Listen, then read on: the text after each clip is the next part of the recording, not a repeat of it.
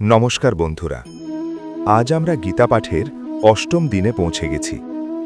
আজকের শ্লোক আমাদের শেখাবে শক্তি থাকলেই সব ঠিক নয়, সেই শক্তি কোন পথে ব্যবহৃত হচ্ছে সেটাই আসল। শ্লোক পাঠ। ভবান ভীষ্মশ্চ কর্ণশ্চ কৃপাশ্চ সমিতিঞ্জয়ঃ অশ্বত্থামা বিকর্ণশ্চ সৌমদত্তিস্তথৈব চ। সহজ অর্থ, দুর্যোধন বলছে আমাদের পক্ষে রয়েছেন ভীষ্ম, কর্ণ, কৃপাচার্য, অশ্বত্থামা, বিকর্ণ এবং সৌমদত্তির পুত্র ভূরিশ্রবা। বিস্তারিত ব্যাখ্যা। এই শ্লোকে দুর্যোধন তার শক্তিশালী যোদ্ধাদের তালিকা দিচ্ছে, কিন্তু এখানে একটি গভীর সত্য লুকিয়ে রয়েছে।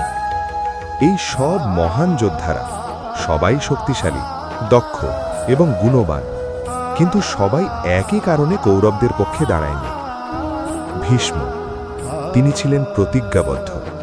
হস্তিনাপুরের সিংহাসনের প্রতি তার অটল প্রতিজ্ঞা তাকে কৌরবদের পাশে দাঁড়াতে বাধ্য করেছিল। কর্ণ, তিনি ছিলেন অসীম দানের প্রতীক, কিন্তু দুর্যোধনের প্রতি কৃতজ্ঞতা তাকে এমন জায়গায় নিয়ে গিয়েছিল যেখানে তিনি অন্যায়ের পক্ষেও দাঁড়াতে দ্বিধা করেননি। কৃপাচার্য, কর্তব্য ও রাজধর্মের কারণে যুক্ত ছিলেন। অশ্বত্থামা, তার মধ্যে ছিল অহংকার, রাগ এবং আত্মসম্মানের দ্বন্দ্ব। বিকর্ণ, কৌরবদের মধ্যেও ন্যায়ের পক্ষে কথা বলতেন, তবুও পরিবারের প্রতি আনুগত্য তাকে একই পক্ষে বেঁধে রেখেছিল।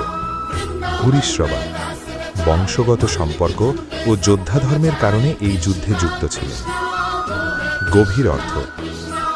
এই শ্লোক আমাদের একটি কঠিন কিন্তু বাস্তব সত্য শেখায়।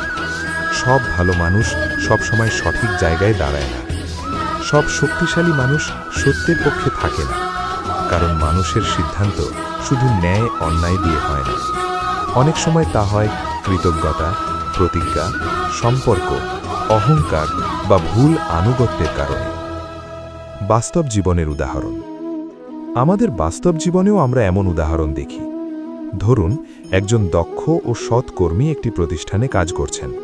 তিনি জানেন তার বস অন্যায় করছে, কিন্তু পুরনো উপকারের কথা ভেবে, চাকরি হারানোর ভয়ে বা সম্পর্ক নষ্ট হওয়ার আশঙ্কায় তিনি চুপ করে থাকেন। এই নীরবতা ধীরে ধীরে অন্যায়কে আরও শক্তিশালী করে তোলে।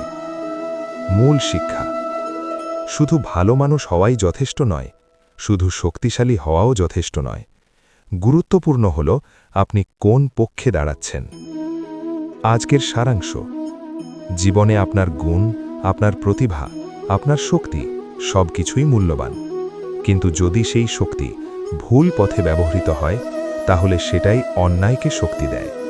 তাই সবসময় নিজেকে প্রশ্ন করুন, আমি কি সঠিকের পক্ষে দাঁড়াচ্ছি? পরবর্তী এপিসোডগুলি শোনার জন্য চ্যানেলটিকে বেল আইকন চাপ দিয়ে সাবস্ক্রাইব করুন। ভিডিওটি ভালো লাগলে লাইক করুন, শেয়ার করুন আর কমেন্ট করে জানান আপনি কি মনে করেন ভালো মানুষরাও কখনো ভুল পক্ষে দাঁড়াতে পারে? জয় শ্রীকৃষ্ণ।